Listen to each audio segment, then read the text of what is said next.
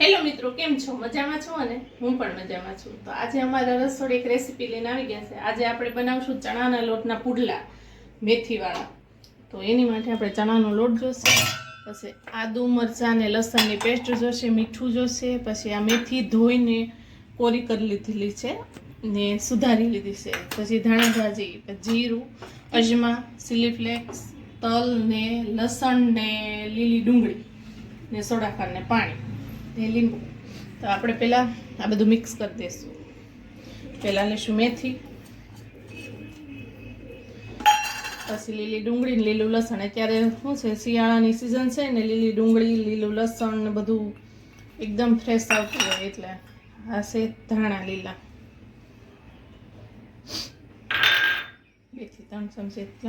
આ આદુ મરચાં ને લસણની પેસ્ટ છે.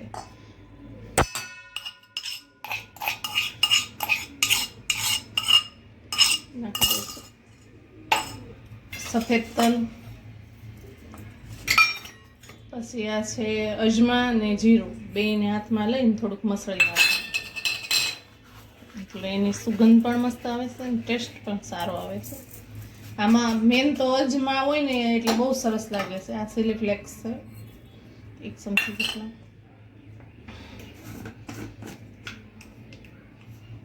મીઠું છે 1 થી 1.5 ચમચી જેટલું,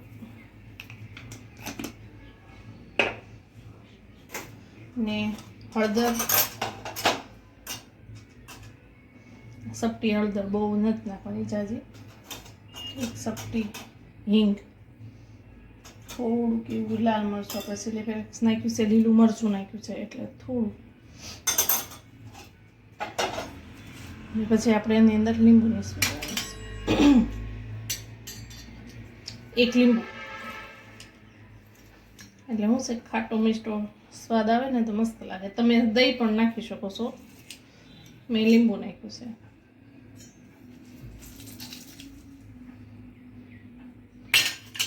આને બધું હવે મિક્સ કરી દઈશું આપણે.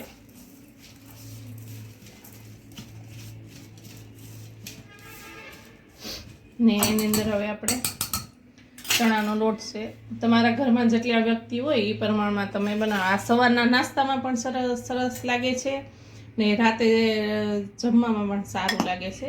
તો જેટલું આમાં ઘરમાં વ્યક્તિ હોય એ પ્રમાણમાં આપણે લોટ બાંધવાનો. આપણે આ મોટા 2 વાટકા છે લોટ,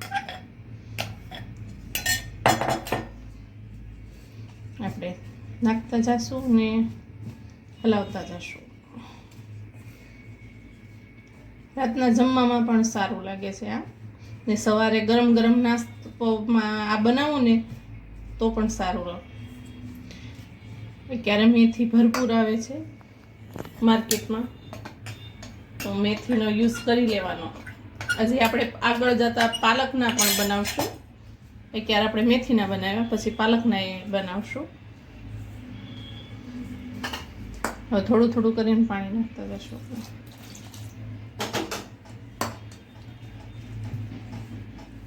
અને બધું આપણે મિક્સ કરી દઈશું.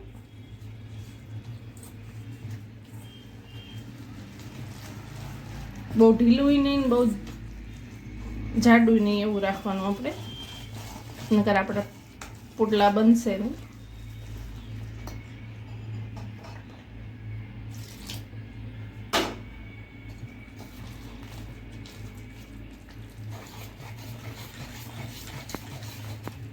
એવી રીતે આમ બધું આપણે મિક્સ કરી દઈશું.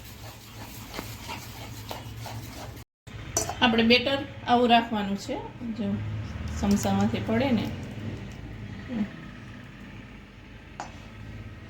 હવે એની અંદર આપણે થોડોક સોડા, ખાવાનો સોડા આવે ને એ નાખી દઈશું, એટલે એનાથી ફટાફટ સડી જાય. બહુ નથી નાખવાનું, આપણે સપટી જ નાખવાનું છે. એને બધું આપણે મિક્સ કરી દઈશું.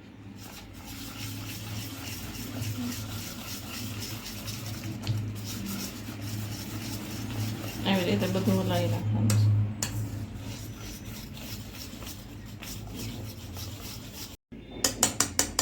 આપણે લોઢી પણ તપાવા રાખી દીધી છે. તો આપણે હવે નોનસ્ટિક લોઢી લીધી છે, એમાં આપણે હવે પહેલાં આપણી લોઢી તપી ગઈ છે. આપણે એમાં 1 ચમચા જેટલું બેટર નાખીશું. બહુ નાના નહીં ને બહુ મોટા નહીં એવા આપણે એક ચમચા જેટલું જ આપણે પાથરવાનું છે. જો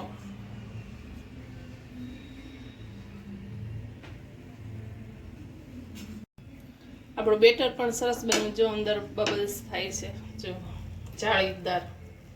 તો આપણે એની ઉપર થોડુંક આપણે તેલ નાખી દઈશું.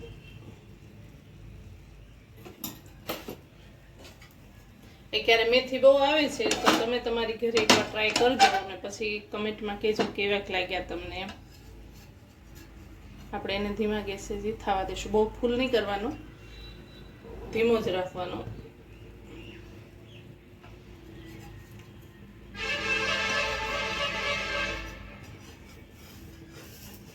આસાનીથી પલટી પણ જાય.